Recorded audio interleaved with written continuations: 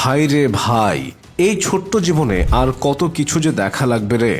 আগে ভাবতাম জীবন মানে প্রেম, দুঃখ, চাকরি, সংসার এইসব নিয়ে ঘুরপাক খাইব, কিন্তু এখন দেখি আমাদের দেশের ছেলেমেয়েরাও ইন্ডাস্ট্রিতে গিয়ে বিদেশিদের টপকাচ্ছে। হ্যাঁ ভাই, শুনেছ ঠিক, বাংলাদেশের ছেলেমেয়েরা এখন ইন্টারন্যাশনাল ওয়ার্ল্ডের হিরো। চট্টগ্রামের আজিম আর মানিকগঞ্জের বৃষ্টি দুজনই সাধারণ মানুষ ছিলেন। আজিম আনোয়ারা গ্রামের চকলেট বয় আর বৃষ্টি হরিরামপুরের মিষ্টি মেয়ে। ভাই, আগে এরা বাঁশের খোপা বাঁধত, স্কুলের বার্ষিকীতে নাচত। এখন কি করছে জানেন? পাহাড়ের শীতল বাতাসে, নদীর ঢেউয়ের পাশে এমন কন্টেন্ট বানাচ্ছে যে চোখে পানি আসে। হ্যাঁ, কিন্তু দুঃখের না, লজ্জার পানি। বৃষ্টি নিজেকে বলছে বাংলাদেশের নাম্বার 1 মডেল। ভাই, বুঝছো না নাম্বার 1 হওয়া যে কত কঠিন? দেশের ক্রিকেট দলও এই ফ্যান ফলোয়ারের কাছে হেরে যায়। বছরের মধ্যে 112টা ভিডিও বানাচ্ছে আর 267 মিলিয়ন মানুষ দেখছে। ভাই, এত মানুষ তো দেশের প্রধানমন্ত্রীর ভাষণও দেখে না। আর আজিম, ও তো চট্টগ্রামের গর্ব, অন্ধকার জগতের রাজা। এই দুজন একসাথে বান্দরবান পাহাড়েও শুটিং করছিল।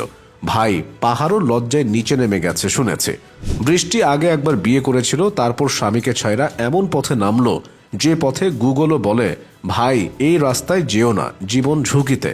এই দুজন মিলে দামি বাইক, লাক্সারি গাড়ি, টাকা পয়সা নিয়ে ফেসবুকে ছবি দিত। ভাই, মনে হতো যেন এরা স্টার না, দেশের মিস ওয়ার্ল্ডে অংশ নিচ্ছে।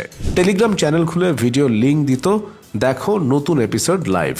ভাই, নেটফ্লিক্সও লজ্জা পায় এই কন্টেন্ট দেখে। কিন্তু সব মজা শেষ। সিআইডি ধরলো বান্দরবানে। ওরা বলছে দেশের ভাবমূর্তি নষ্ট করছে। ভাই, ভাবমূর্তি তো অনেক আগেই উধাও, এখন শুধু বাকি আছে দেশের ডাটা প্যাকেজ। সবাই বলছে তরুণ সমাজ নষ্ট হয়ে যাচ্ছে। ভাই, নষ্ট তো না, এখন তারা শুধু কন্টেন্ট ক্রিয়েটর হয়েছে মাস্টার লেভেল এডিশন। আগে বানাতো ডান্স রিল, এখন বানায় 18+ horror comedy action thriller reel. Azim, বৃষ্টির মতো মানুষ থাকলে আমাদের দেশে ইন্ডাস্ট্রি না, ইউনিভার্সিটি খুলে দেওয়া লাগবে। আর ভর্তি হবে শুধু তরুণেরা, যারা বলে ভাই আমরা শুধু চকলেট চেটা খেলতে আসিনি, আমরা ক্যামেরার সামনে ফ্রেমিং শিখতে এসেছি। শেষে বলি ভাই, জীবনে যা মজা, যা লজ্জা, সব একসাথে পাই এই দুইজনকে দেখে। এরা না থাকলে আমাদের দেশের ডাটা প্যাকও খালি থাকতো। ভাই, এই দুইজনকে দেখে মনে হয় বাংলাদেশের ছেলে মেয়ে কোনো স্কেলেই পিছিয়ে নেই। তারা চাইলে ইন্টারনেটের রাজা মহারাজা হতে পারে।